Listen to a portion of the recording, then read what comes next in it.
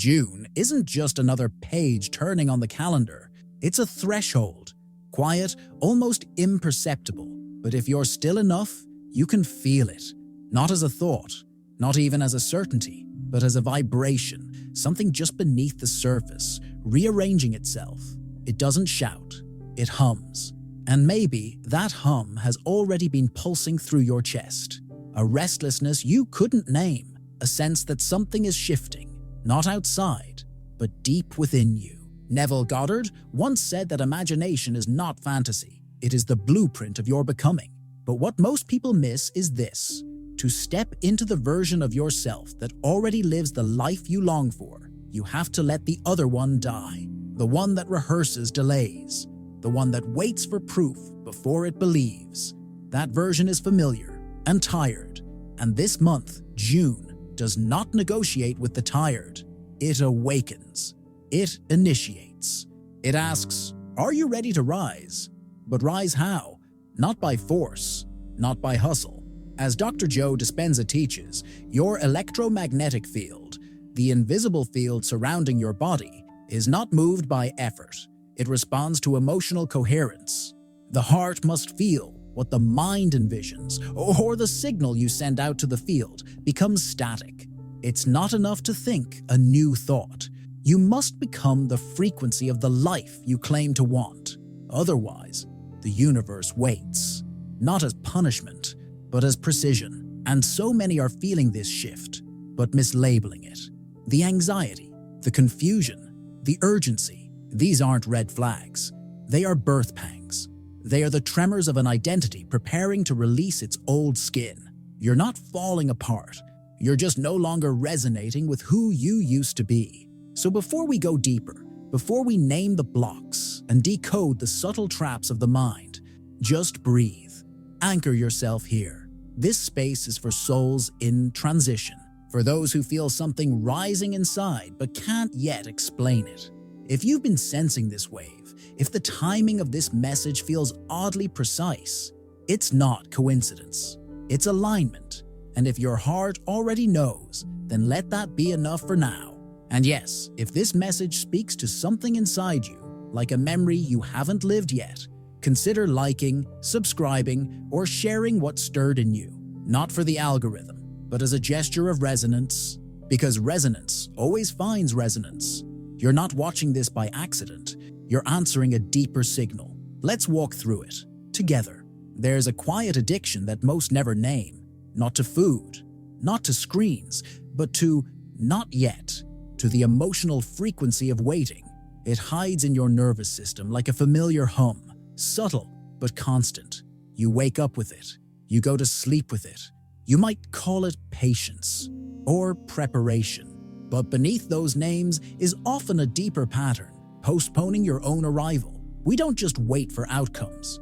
We wait to feel worthy. We wait for a sign that it's safe. We wait to be less tired, more healed, more ready. And yet, the readiness never comes, because the identity of one who waits begins to feel like home, and the body, conditioned by repetition, starts craving that limbo. The space between longing and receiving becomes addictive, because at least there, nothing has to change. But June won't let you stay there. This month will agitate that frequency, not to punish you, but to invite you to notice how often you narrate your life in future tense. When this happens, then I'll feel it's a subtle language, a quiet delay, but the field listens, and what it hears, it echoes. You may feel impatient this month, not because you're broken, but because your soul is remembering how it feels to be in motion. That inner dissonance is not dysfunction, it's data. The pain of waiting isn't punishment. It's the body grieving the time it lost, pretending to be powerless. And the question isn't whether you've waited long enough.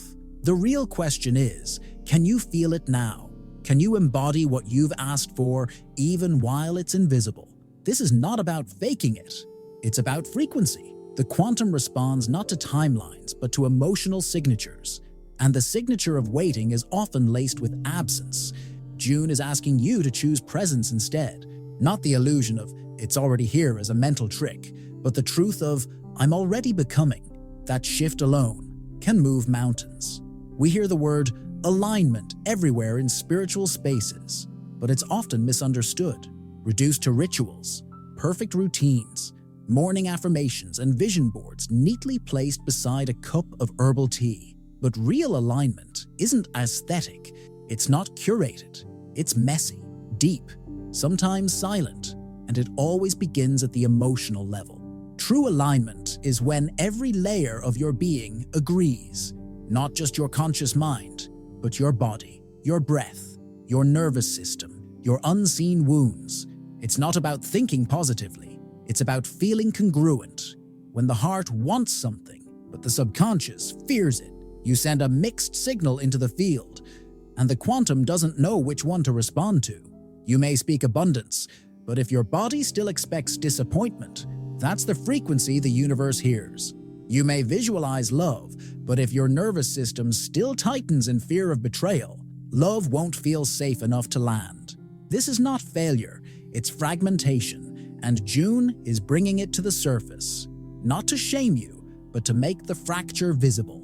The field, as Joe Dispenza reminds us, is electromagnetic. It doesn't react to what you say, it mirrors what you are. And you are not your thoughts alone. You are the sum of your emotions, patterns, memories, and beliefs. Some ancient, some inherited, all still active unless consciously transmuted. This is the deeper work of manifestation, not to try harder or believe louder, but to create emotional coherence, to bring the scattered voices inside of you into one song. When your inner child, your future self, and your present moment all begin to trust the same vision, that's when alignment stops being a concept and becomes a current. And that current moves reality, quietly, irrevocably. There is a strange intelligence in the way the universe reorganizes itself. It rarely looks clean. It almost never feels calm. In fact, the moments closest to breakthrough often arrive dressed as breakdown. What you call confusion might be clarity disassembling your old identity. What feels like chaos might be the collapse of a reality you no longer belong to. June carries this paradox with quiet authority. Its energy is not soft. It stirs, it unsettles, it disrupts routines you once depended on. Not because you're being punished, but because you're being realigned. Every major energetic shift comes with noise. Think of a forest before rain. The pressure builds, the air thickens, the stillness becomes unbearable. Then the sky breaks. That release is life reorganizing itself. The same happens inside you. When you're close to embodying a higher frequency, your nervous system begins shedding the density it can no longer hold. Emotions rise, patterns crack, people fall away. And it's easy to misread this as failure, to think, why is everything falling apart now? But what if it's not falling apart? What if it's falling open? June is not a test, it's a transmission, and part of receiving it is allowing the systems within you to recalibrate. When a caterpillar becomes a butterfly, it doesn't gently evolve, it dissolves. Inside the cocoon, it turns to liquid. Everything it was melts. That melting is necessary.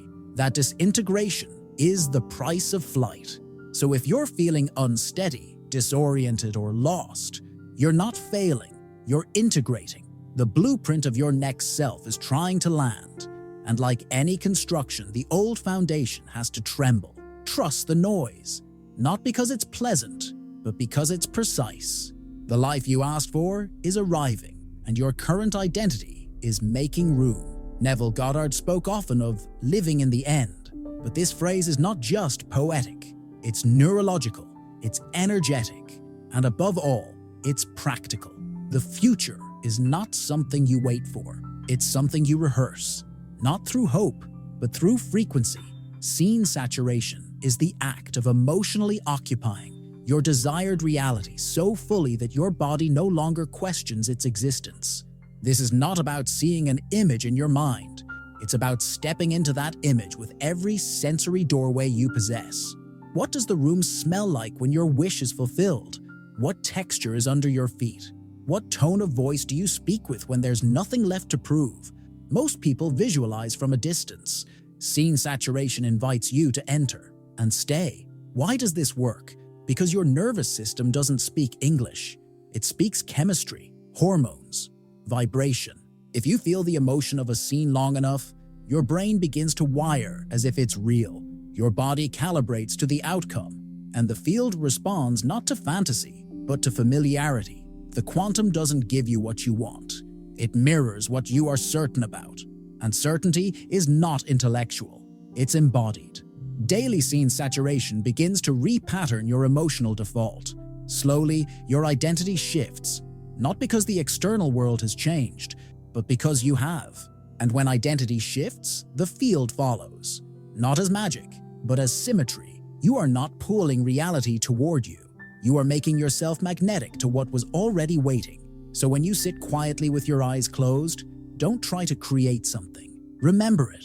Feel it as memory, as inevitability. That subtle difference rewrites everything. Because when the body believes, the field obeys. And the moment you stop watching the clock, the future stops running. It returns to you, saturated, silent, real. There is a garden inside you, invisible but alive. Every thought is a seed. Every emotion is sunlight or shadow. And whether you tend to it or not, something is always growing. The question is not whether you're manifesting, but what you're unconsciously nurturing into bloom. In this garden, attention is irrigation. Wherever you focus, fear, peace, doubt, possibility, that's what receives your water. And water doesn't judge. It doesn't ask if the seed is useful or worthy. It simply nourishes. So if worry is your daily focus, worry grows. If resentment is where your mind lingers, it will find deep roots. This is not a moral judgment. It's energetic law. The universe responds to frequency, not preference. And June amplifies whatever you've been tending to in silence. Not as punishment, but as reflection. Like sunlight intensifying whatever it touches, this month reveals the hidden plants you fed with your inner attention. So pause, gently. What are you watering? What internal narratives have become so familiar you no longer question them? Are you still tending to weeds that once protected you, but now choke your expansion? Your emotional garden is not static, it is responsive.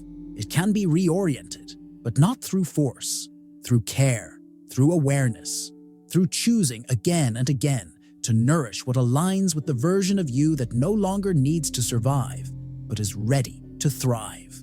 And maybe this is what June is really asking. Not what do you want to grow, but what are you willing to stop watering? What are you ready to release back to the soil so something truer can rise in its place?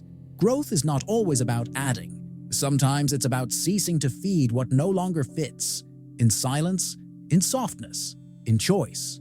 Urgency wears many faces. It can look like ambition, like discipline, like commitment.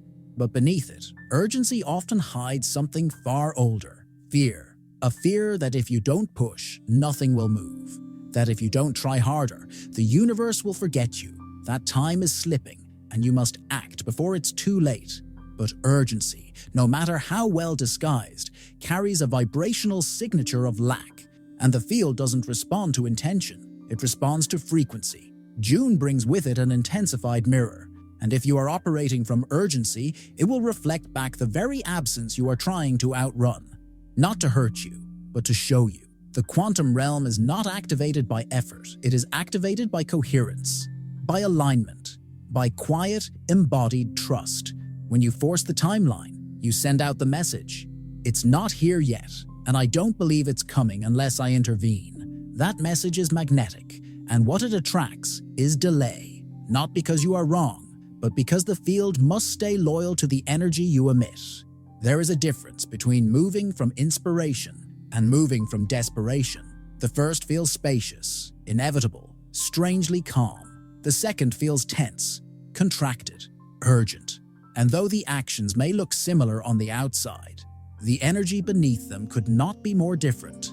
This month is not asking you to do more.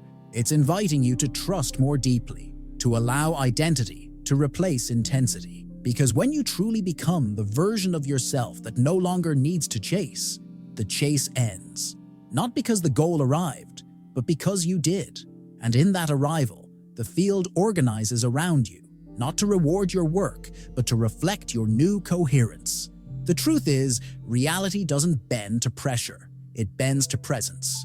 And when you stop timing your transformation, it finds you exactly on time. For nearly 3 years, she tried to make it happen. The dream was clear, the intention was pure, but the effort, it became a weight. Courses, techniques, affirmations repeated like rituals. Every morning began with strategy. Every night ended in exhaustion. She wasn't chasing a fantasy. She was trying to survive her longing, and yet nothing moved. The more she reached, the further it all seemed to drift, until something shifted. Not outside, inside. It wasn't dramatic. There was no breakthrough moment, just a quiet, subtle fatigue that whispered, "Not like this." And she stopped. Not out of surrender, but out of recognition. Recognition that the version of her who was constantly trying to fix her life was the very version blocking its arrival. So she didn't give up on the dream. She gave up on the self who thought she had to earn it. She began waking up without urgency. She stopped performing worthiness. She let go of the rituals that felt more like bargaining than devotion. And slowly, without fanfare, things began to move. The phone call came. The opportunity unfolded.